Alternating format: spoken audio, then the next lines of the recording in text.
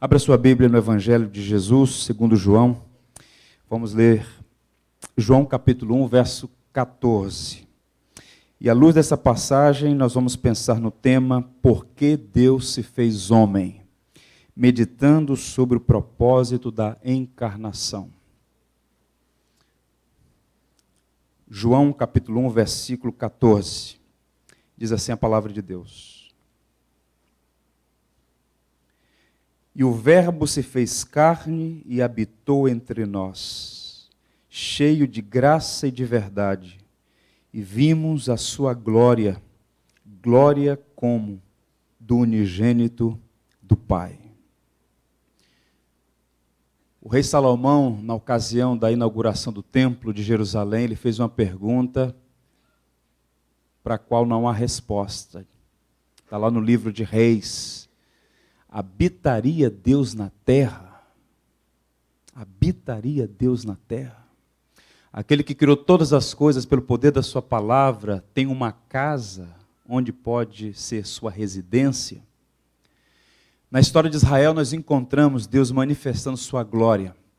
Primeiro, no tabernáculo, ainda no deserto. Deus revelou a sua glória. Deus manifestou a grandeza do seu poder em um espaço que Ele mesmo mandou construir e estabeleceu cada pormenor. Tempos depois, quando Israel já era um estado constituído, Davi pôs no coração construir um templo e coube a Salomão, seu filho, construí-lo. E Deus manifestou a sua glória no templo em Jerusalém. A história de Israel vai testemunhar que aquela gente amada, abençoada, alvo da maravilhosa graça de Deus, fez escolhas erradas, desobedeceu o Senhor. E diz os profetas, e o registro bíblico é claro, que a glória do Senhor se foi. Quando Nabucodonosor invadiu Jerusalém, derrubou os muros e queimou o templo, Deus já não estava ali. E a pergunta continua, habitaria Deus na terra? Mas algo maravilhoso aconteceu e todos aqueles elementos, em particular o tabernáculo e o templo, apontavam para algo maior. Deus não habita em templos feitos por mãos humanas. A palavra vai dizer que a glória de Deus voltou a brilhar, e o texto diz assim, nós lemos e vamos reler. E o Verbo se fez carne e habitou entre nós, cheio de graça e de verdade, e vimos a sua glória, glória como do unigênito do Pai. Vamos ler juntos? E o Verbo se fez carne e habitou entre nós, cheio de graça,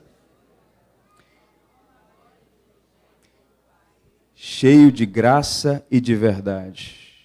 O verbo habitar que aparece aí significa literalmente tabernacular, habitar, fazer residência.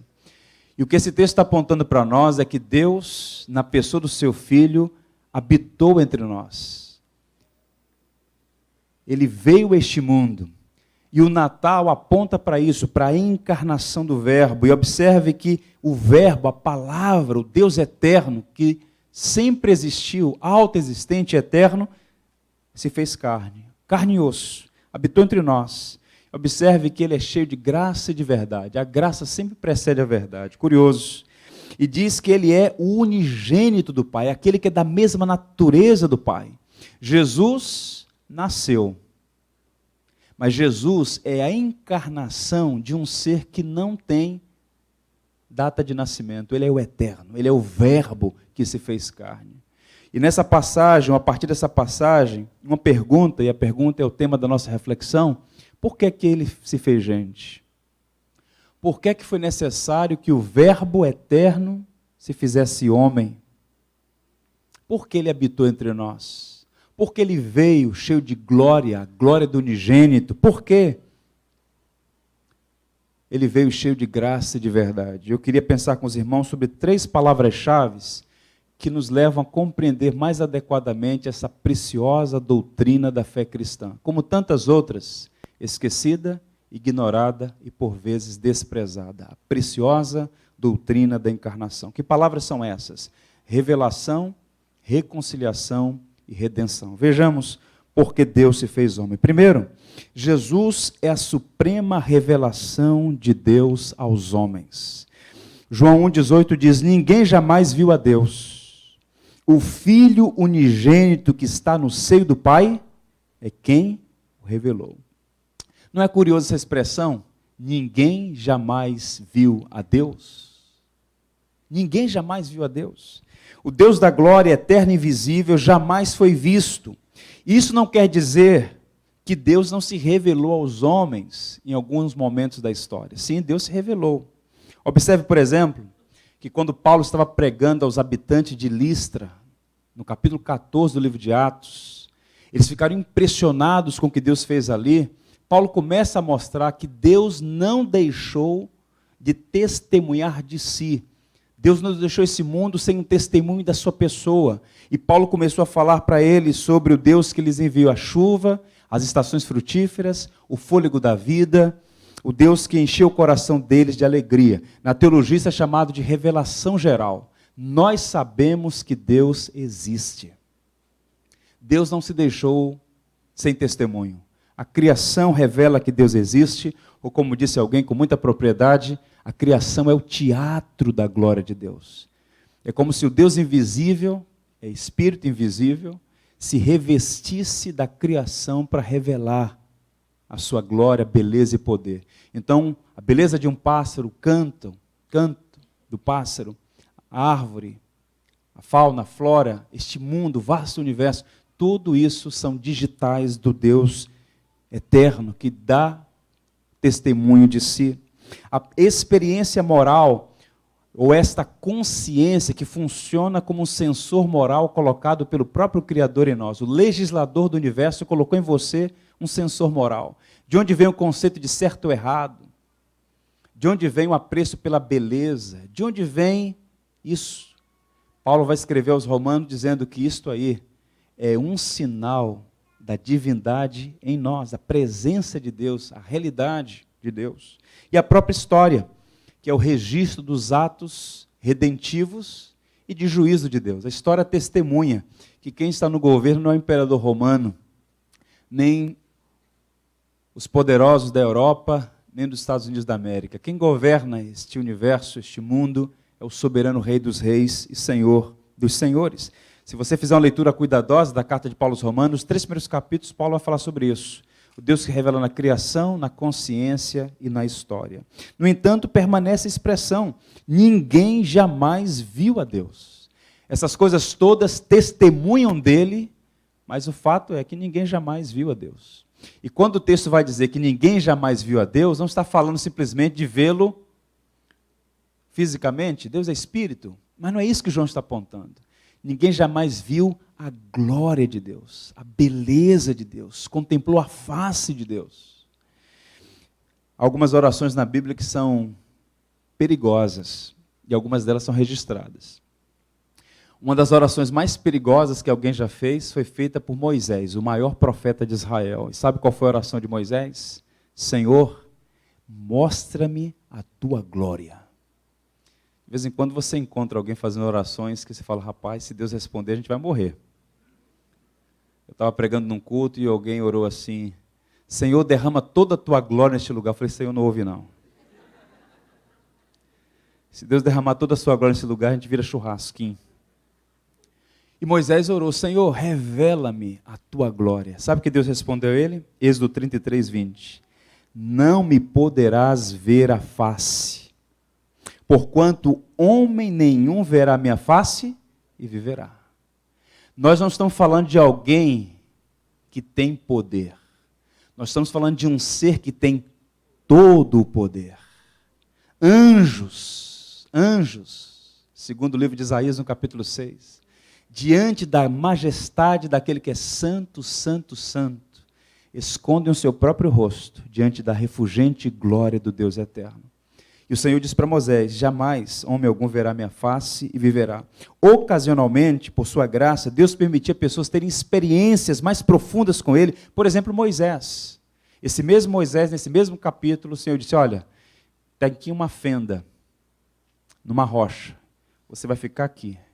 Eu vou passar e você verá minha glória de costas. E Moisés ficou numa fenda atrás de uma rocha e o Senhor passou. A glória de Deus. um lampejo da glória de Deus. A Bíblia diz que Moisés conversava face a face com Deus. Essa expressão é uma figura de linguagem para dizer que ele tinha comunhão com Deus, mas ninguém jamais viu a face de Deus, a glória de Deus. E aí você vem então para o capítulo de João, o prólogo de João, no versículo 17 diz assim: porque a lei foi dada por intermédio de Moisés, a graça e a verdade vieram por meio de Jesus Cristo. Ele não está dizendo que a lei é ruim, a lei é boa. A lei tem um propósito de revelar a nossa miséria, de nos condenar e de nos apontar para a única esperança que temos, que é Jesus. E aí ele fala então: a graça e a verdade vieram por meio de Jesus Cristo. E o que significa isso?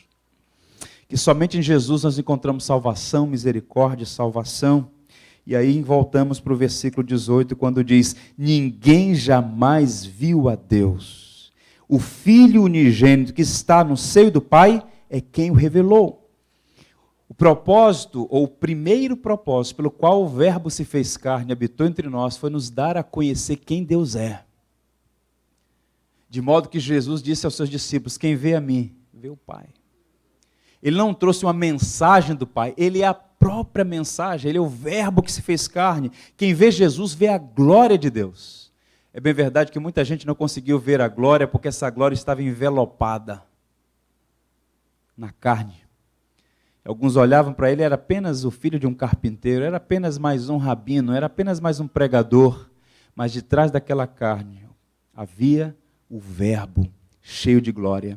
No Monte de Transfiguração, alguns dos discípulos viram Jesus transfigurado, a glória dele, e a voz do céu que disse: este é o meu filho, a ele ouvi.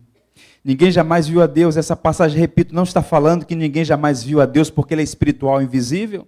Está falando fundamentalmente que ninguém, exceto o Filho de Deus, tem acesso à glória de Deus. E o propósito pelo qual ele veio este mundo, primariamente, foi revelar a face do Pai.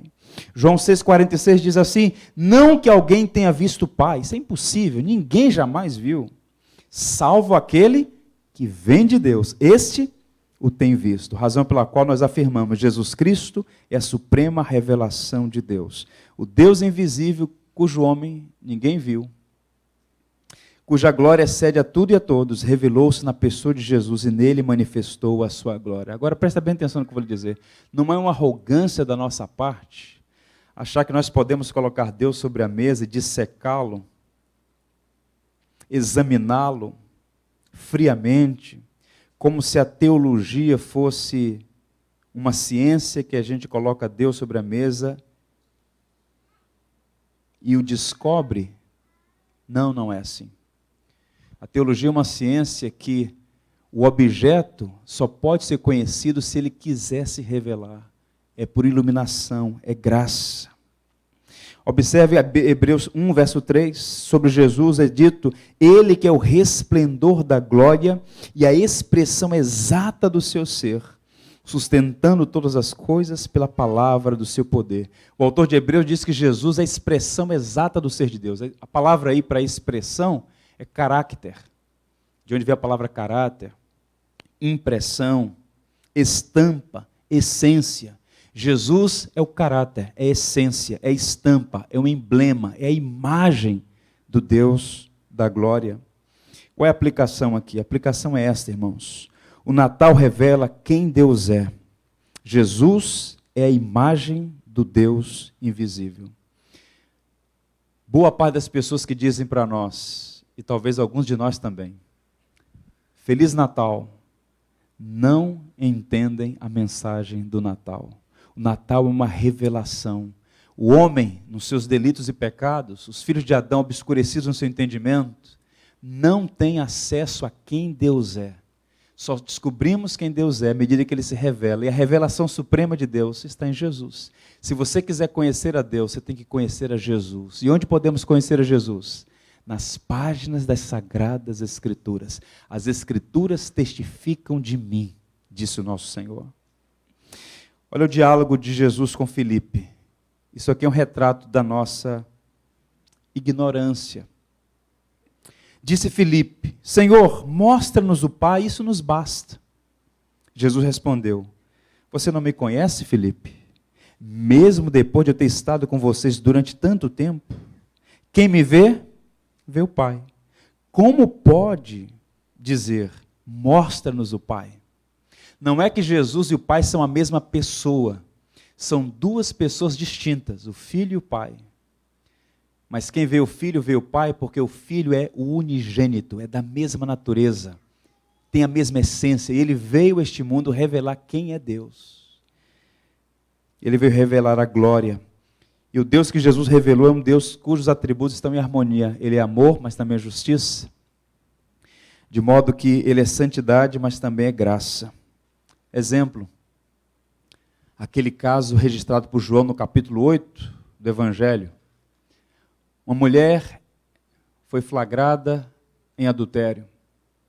Um grupo de homens leva aquela mulher aos pés de Jesus e diz: a lei afirma que essa mulher deve ser apedrejada. É o que a lei afirma. E tu, o que dizes? E ali está o Verbo que se fez carne, Jesus, o Filho de Deus encarnado, diz: quem não tiver pecado, tire a primeira pedra. Abaixou-se e começou a escrever na areia. Quando ele levanta, não vê mais ninguém, ele pergunta: onde estão os teus acusadores, mulher? Ela diz: não ficou nenhum. Eu também não te condeno. Vais e não peques mais. O que é que Jesus está ensinando aqui?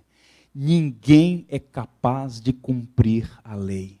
Se a lei for aplicada, todos nós seremos condenados eternamente, mesmo aqueles que tinham aparente piedade, aparente santidade. Aqueles que Jesus confrontou e disse: se vocês não têm pecado, podem começar.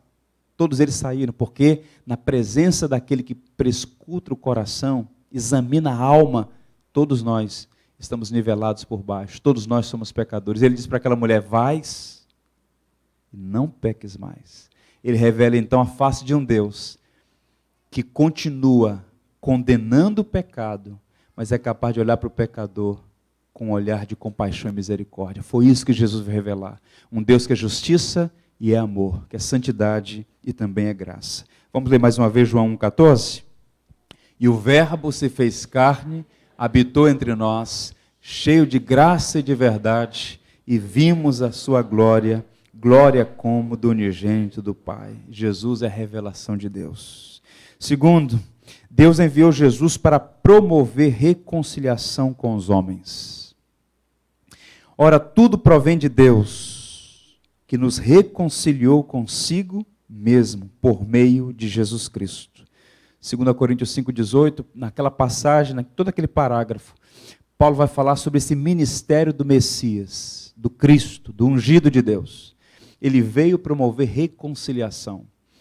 No capítulo 3 de João, ele vai dizer: eu não vim condenar o mundo, mas salvá-lo. No primeiro advento, o papel de Jesus foi salvar. No segundo advento, diz Paulo, que ele virá para julgar vivos e mortos. Mas no primeiro momento, no primeiro advento, a missão do Filho é salvar, resgatar.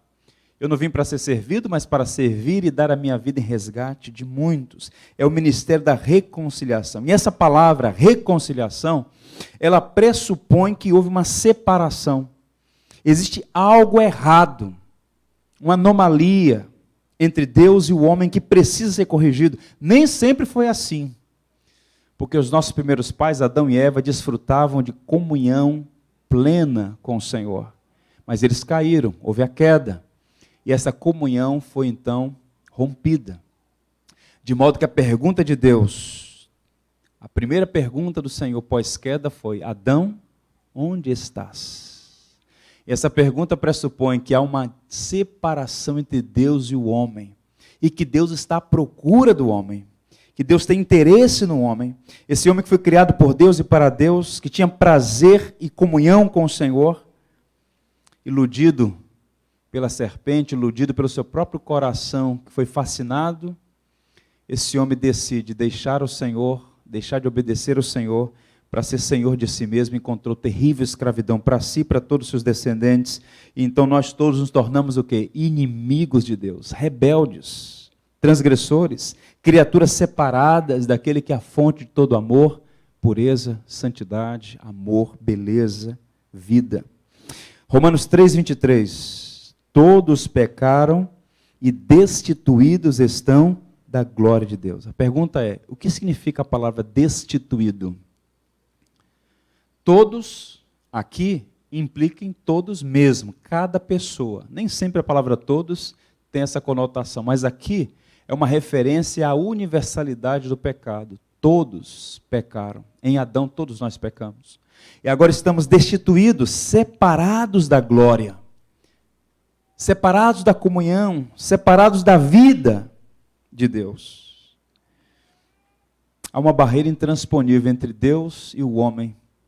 E o propósito pelo qual Jesus veio este mundo foi literalmente colocar-se como uma ponte, razão pela qual ele é o sumo pontífice, a conexão de volta à comunhão com Deus. Isaías diz assim: eis que a mão do Senhor não está encolhida para que não possa salvar, nem surdo o seu ouvido para não poder ouvir, mas existe um problema. As vossas iniquidades fazem separação entre vós e o vosso Deus, e os vossos pecados encobrem o seu rosto de vós, para que vos não ouçam. O profeta está falando de algo que você conhece na experiência própria. O pecado te separa de Deus, o pecado te afasta, o pecado cria esse céu de bronze que se interpõe entre nós e Deus. O pecado é terrível. Alguns teólogos falam da pecaminosidade do pecado. E essa palavra, como eu já disse outras vezes aqui, é uma palavra indigesta que foi sepultada do vocabulário contemporâneo. Ninguém gosta de falar de pecado, mas saiba que o pecado é a sua maior desgraça. Todas as nossas mazelas, todos os nossos problemas têm como causa primária o pecado, que é mais do que eu falo, mais do que eu faço, mais do que eu deixo de fazer, é um estado, é uma condição inata, inerente ao ser humano, de modo que a gente precisa repensar essa preciosa doutrina, preciosa no sentido de que, ao reconhecermos o que é o pecado, daremos mais louvor a Deus pelo que Ele fez para resolver esse grave problema chamado pecado. A melhor maneira de olhar para a altura do amor de Deus é examinar a profundidade da nossa miséria. Observe essa pecaminosidade do pecado à luz dos seguintes fatos: o valor da alma que o pecado deforma, a natureza da santidade que o pecado suprime, a excelência da lei de Deus que o pecado violenta, a natureza da glória de Deus que o pecado despreza, o caráter e a finalidade da razão que o pecado insulta, a infinita glória, onipotência e santidade de Deus contra quem se comete todo pecado. Razão pela qual nenhum ser humano poderia resolver esse problema. Então Deus, escandalizando os céus, se faz gente, o Verbo se faz carne, para revelar a Deus, mas também para reconciliar pecadores com Deus. Tudo provém de Deus, que nos reconciliou consigo mesmo por meio de Cristo. Vamos ler juntos esse verso? Ora, tudo provém de Deus, que nos reconciliou consigo mesmo por meio de Cristo. Quem tomou a iniciativa? Quem? Não é um escândalo isso? É o ofendido que vai em busca do ofensor. Se o ofensor procura o ofendido, isso é razoável. Mas o escândalo está aqui, que tudo provém dele. Do início ao fim, a salvação é obra de Deus. Ele que tomou a iniciativa. Por quê? Esses rebeldes pecadores que somos nós, transgressores da lei, inimigos, nós não tomamos iniciativa de voltar para casa. Foi o Pai que nos buscou. Foi o Pai que nos trouxe para si. Razão pela qual a segunda aplicação dessa reflexão é esta: o Natal proclama que Deus não desistiu do ser humano. Poderia ter desistido, mas não desistiu. É o chamado obstinado amor de Deus, incompreensível, imensurável amor de Deus. Há uma história recente chamada de filho pródigo moderno. Se deu no interior de uma cidade no século passado. Um filho que, a despeito de ser amado pelo seu pai, ter a provisão do seu pai, o afeto do seu pai, a casa do pai. Vivia em intrigas dentro da sua própria casa. Ingrato, altivo. Ele deixa a casa do pai, já estou cansado de viver debaixo das suas leis, e vai embora. E como o filho pródigo da narrativa de Lucas 15, ele se arrebenta na ilusão do país distante. Ele tem a vontade de voltar para casa, mas tem o medo e a vergonha de não ser recebido. Ele encontra alguém que era da região onde ele vivia e manda uma carta para o seu pai dizendo assim: olha, eu estou arrependido do que eu fiz. Eu gostaria muito de voltar, mas não sei se devo voltar. Na estrada próxima à nossa casa, o senhor sabe que há muitas palmeiras. Mas a mais bonita de todas está no portão da nossa casa. Eles moravam numa chácara. Ele disse: se o senhor tiver interesse em me receber de volta, coloca nessa palmeira um lenço branco, de que eu sou bem-vindo. Passado alguns dias ele vai, como filho pródigo, e volta a casa. E para sua surpresa, quando ele vai chegando naquela alameda de várias palmeiras, ele encontra todas aquelas árvores com lenço branco. E a árvore em frente à casa, no portão estava o pai. E naquela árvore não havia um lenço, mas toda ela coberta de lenços brancos. O pai em busca da reconciliação. Essa é a mensagem da graça. Você é o filho que saiu de casa. Você é o pecador rebelde que falou assim: eu sei viver por meus próprios meios.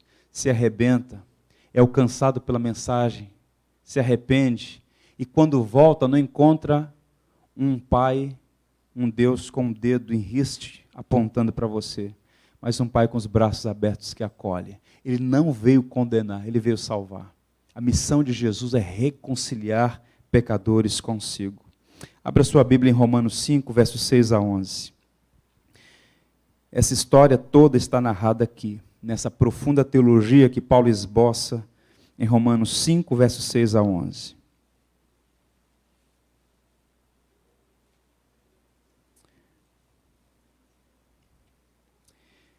Romanos 5, a partir do verso 6, diz assim a palavra de Deus: porque Cristo, presta bem atenção em cada pormenor, porque Cristo, quando nós ainda éramos fracos, morreu a seu tempo pelos ímpios. Dificilmente alguém morreria por um justo, pois poderá ser que pelo bom alguém se anime a morrer. Mas Deus prova o seu próprio amor para conosco, pelo fato de ter Cristo morrido por nós, sendo nós ainda pecadores. Logo, muito mais agora, sendo justificados pelo seu sangue, seremos por ele salvos da ira. Porque se nós, quando inimigos, fomos reconciliados com Deus mediante a morte do seu Filho, muito mais, estando já reconciliados, seremos salvos pela sua vida. E não apenas isto, mas também nos gloriamos em Deus por nosso Senhor Jesus Cristo, por intermédio de quem recebemos agora a reconciliação. Esse é um dos propósitos pelos quais o Verbo se fez carne: reconciliar pecadores com Deus. Há um hino no cantor cristão, o hino 231, o título é Vem, Filho, Vem. E há uma estrofe que diz assim: pecador, um beijo de perdão Deus quer te dar. Deus, o beijo de perdão, te espera dar. Eu oro para que pessoas aqui que talvez sejam afastadas, possam hoje reconciliar-se com Deus por meio de Jesus Cristo. Mesmo aqueles que já foram reconciliados, mas que se sentem distantes por causa do pecado. Arrependa-se, arrependa-se. Essa mesa não é para santos, essa mesa é para pecadores arrependidos. Não é para perfeitos, moralmente perfeitos, mas é para aqueles que são separados, nesse sentido santos, mas que são pecadores carentes da graça. para que Deus nos reconciliasse consigo, a ofensa foi removida. E aí a gente chega ao terceiro ponto da nossa reflexão. Jesus é o Cordeiro de Deus para a redenção da humanidade. João 1,29 diz assim: Eis o Cordeiro de Deus, que tira o pecado do mundo. Que texto belíssimo. Eis o Cordeiro de Deus, que tira o pecado do mundo. Essa frase é de João Batista, o profeta. Quando ele vê aquele homem caminhando em sua direção, às margens do Jordão, lá na Judéia, ele, sem vacilar, afirma: Eis o Cordeiro de Deus que tira o pecado do mundo. Muitos séculos atrás, naquela mesma região do mundo, na Judéia, especialmente em Jerusalém, um rapaz fez uma pergunta. Esse rapaz era filho da promessa, filho de Abraão. Alta madrugada, Abraão pega o seu filho, prepara a lenha, prepara o cutelo, o fogo, e vão caminhando para o Moriá, conforme Deus havia ordenado. Isaque é o filho da promessa. E de um modo misterioso, Deus exige que Abraão sacrifique a Isaque, o filho a quem tu amas. E Abraão vai então. Ele prepara o holocausto, está a lenha, está o fogo, o cutelo, tudo. E o rapaz então, que já era um moço, fala: meu pai, eu já participei desse ritual algumas vezes. Eu estou vendo aqui a lenha, o fogo, o cutelo. Onde está o cordeiro para o sacrifício? E Abraão, emocionado, fala: meu filho, Deus proverá. Ele amarra Isaque, e quando ergue a mão para sacrificar o próprio filho, o anjo do Senhor brada dos céus e diz: basta, agora sei que temes a Deus. Quando eles olharam, havia um cordeiro, sacrificaram ali ao Senhor. Aquele era apenas um tipo, primeiro para testar a fé de Abraão, mas segundo, e mais importante, para apontar em relação a um sacrifício que aconteceria naquela mesma região. Deus foi quem providenciou o cordeiro que de fato tira os nossos pecados. Sangue de bodes e de carneiros não tem esse poder. Todo aquele ritual no Antigo Testamento que o próprio Deus ordenou fazer era para ser símbolo, instrumento pedagógico e temporário de uma obra maior que ele mesmo faria. Imolando o seu próprio filho no altar, imolando seu próprio filho naquela cruz, conforme nós lemos na narrativa de Isaías 53. Olha o que o autor de Hebreus diz: muito mais o sangue de Cristo, que pelo Espírito eterno a si mesmo se ofereceu sem mácula a Deus, purificará a nossa consciência de obras mortas, para servirmos ao Deus vivo. Ele é o Cordeiro de Deus, que tira o pecado do mundo. Aos Efésios, Paulo diz: no qual temos a redenção pelo seu sangue, a remissão dos pecados, segundo a riqueza da sua graça. Não é dívida que Deus tem, é graça, graça. Aquele que não poupou seu próprio filho, antes por todos nós o entregou, não nos dará com ele todas as coisas que necessitamos? Paulo aponta a obra de Cristo como remédio de Deus para cessar as nossas ansiedades. O mais difícil, o mais improvável Deus fez. As demais coisas Ele certamente acrescentará. E a aplicação, nesse ponto da nossa reflexão, é esta: o Natal é o prelúdio da Páscoa. As festas cristãs precisam ser redimidas. Redimidas. Não me canso de afirmar, não me canso de protestar contra os intrusos que tomam, que assaltam o lugar de Cristo na vida do povo de Deus. Natal é encarnação do Verbo. Senta com teu filho, senta com teu pai, senta com a tua família, celebra o Natal, celebra o Verbo que se fez carne. Para de tolice, para de ser governado por essa mídia estúpida, ignorante, inimiga do Evangelho. Pelo espírito dessa época que consome as nossas energias, põe Cristo no centro da tua casa. O Natal é muito mais do que sorrisos vazios.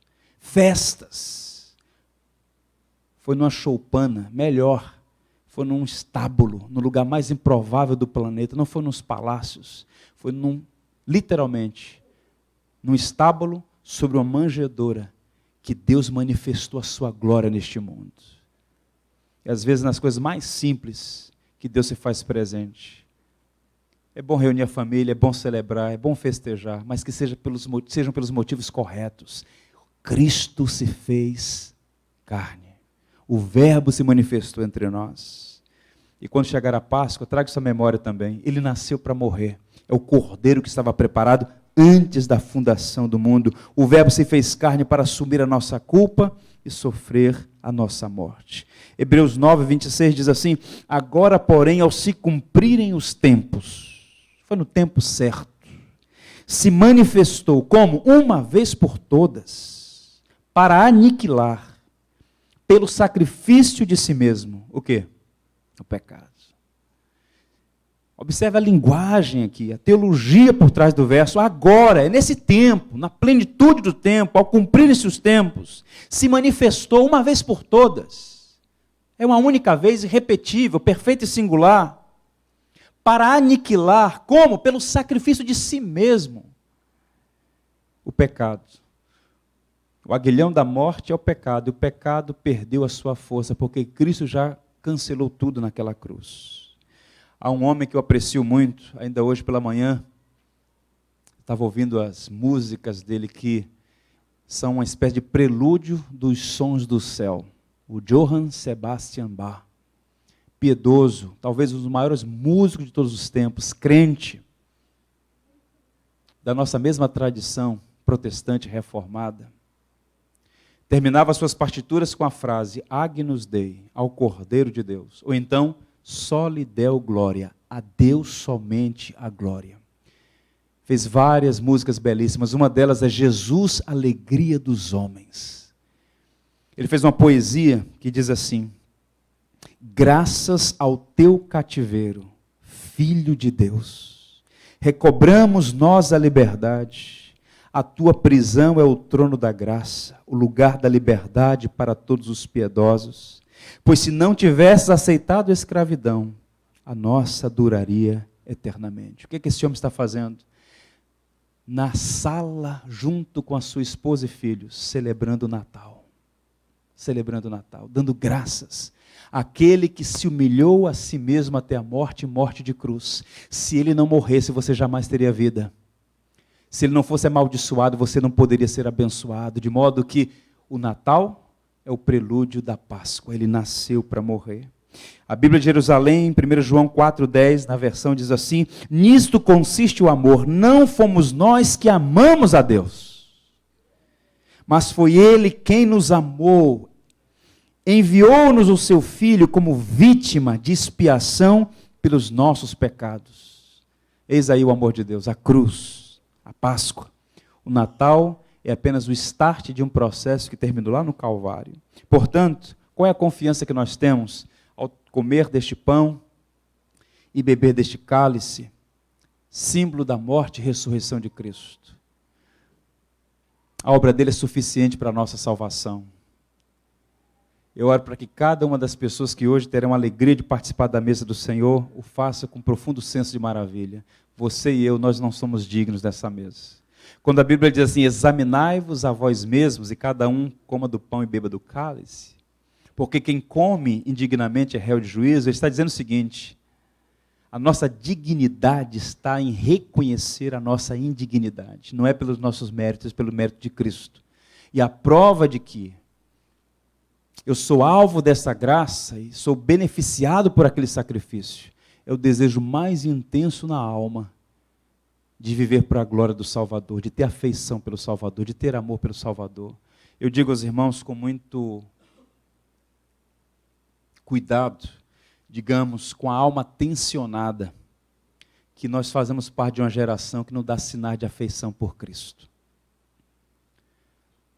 Lembrem da igreja de Éfeso. Quando Cristo ressurreto envia a ela uma mensagem por intermédio de João, o apóstolo, diz assim, eu tenho a teu favor, que vocês não suportam as obras dos nicolaítas. Era uma igreja ortodoxa, a heresia não penetrava naquela igreja, uma igreja blindada teologicamente. Tenho a teu favor que não suportas as obras dos nicolaítas, uma seita que já fazia estrago naqueles dias. Jesus elogia o labor missionário daquela igreja. Era uma igreja que plantava igrejas. A igreja em Éfeso era uma diocese. Ela funcionava como uma mãe que plantava igreja em toda a Ásia. Era uma igreja engajada na obra. Ortodoxa e missionária. Mas o Senhor diz assim, eu só tenho uma coisa contra ti. É que você abandonou o primeiro amor. E o que é o primeiro amor? O primeiro amor é aquela afeição por Cristo, que abandonou tudo por amor a nós. Deixou a glória para se tornar um de nós e sofrer a nossa morte, pagar com a própria vida em nosso favor. Eu oro para que você ame a Cristo. Eu oro para que você se afeiçoe a Cristo. Muito do que nós falamos, muito do que nós pensamos, muito do que nós fazemos revela se nós amamos o Cordeiro ou simplesmente nós fazemos parte de um clube religioso que pensa muito pouco sobre essas coisas. Qual é a mensagem? Isaías 1,18, penúltimo verso que eu vou ler antes de celebrarmos a ceia. Vinde, diz o profeta. Vinde, pois, e arrazoemos, diz o Senhor. Ainda que os vossos pecados sejam como a escarlata, eles se tornarão brancos como a neve. Ainda que sejam vermelhos como o carmesim, se tornarão como a lã. A graça de Deus é maior do que a nossa iniquidade. Então, meu irmão, participe da ceia com alegria, com gratidão e com o resoluto dever de amar o Senhor.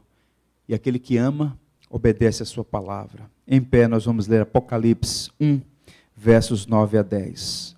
Esse é um verso de louvor a Cristo. Vamos ler juntos? Aquele que nos ama e pelo seu sangue nos libertou dos nossos pecados, a Ele a glória e o domínio pelos séculos dos séculos. Amém. Senhor Deus, nós te louvamos pelo sacrifício perfeito de Jesus Cristo. Te louvamos porque Ele decidiu vir a este mundo, tomar a forma humana, ser um de nós, para assumir a nossa culpa e sofrer a nossa morte. Bendito seja o nome do Senhor. Te louvamos porque Jesus é a revelação suprema de quem Tu és. Ele é a imagem do Deus invisível. Nós reconhecemos, Rei meu e Deus meu. Te louvamos porque Ele veio a este mundo não para nos condenar. Condenado nós já estávamos. Ele veio nos reconciliar contigo, Senhor. Te louvamos porque pelo seu sangue derramado naquela cruz, Ele nos redimiu do cativeiro do pecado. Ele nos livrou da tirania de Satanás. Ele nos livrou de nós mesmos, da nossa natureza caída. Te bendizemos pela obra de Jesus e reconhecemos que ela é perfeita, é suficiente, razão pela qual nós te bendizemos. E queremos dizer, aquele que nos ama, e com seu sangue nos libertou dos nossos pecados, a Ele seja a glória, agora e para sempre. Te louvamos porque celebraremos a ceia conforme Ele mesmo nos ordenou.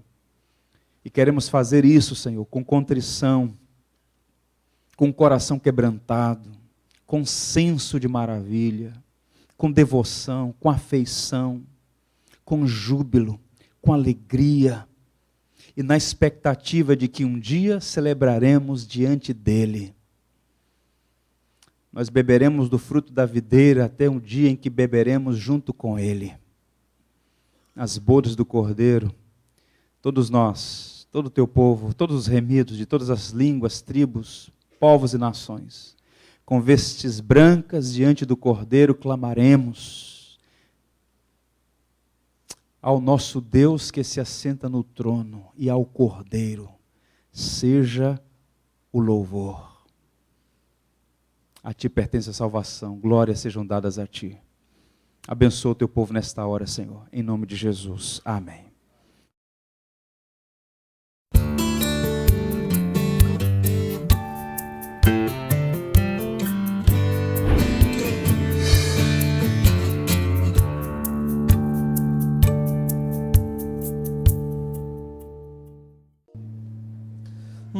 és fiel, Senhor, meu Pai celeste, pleno poder aos teus filhos darás.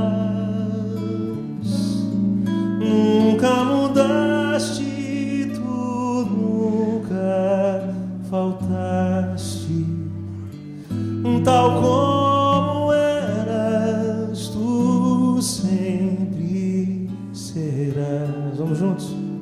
Tu és fiel, Senhor, tu és fiel, Senhor, dia após dia, com bênção sem fim. Tua mercê me sustenta e me guarda. Tu és fiel, Senhor, fiel a mim. Flores e frutos, montanhas e mares, sol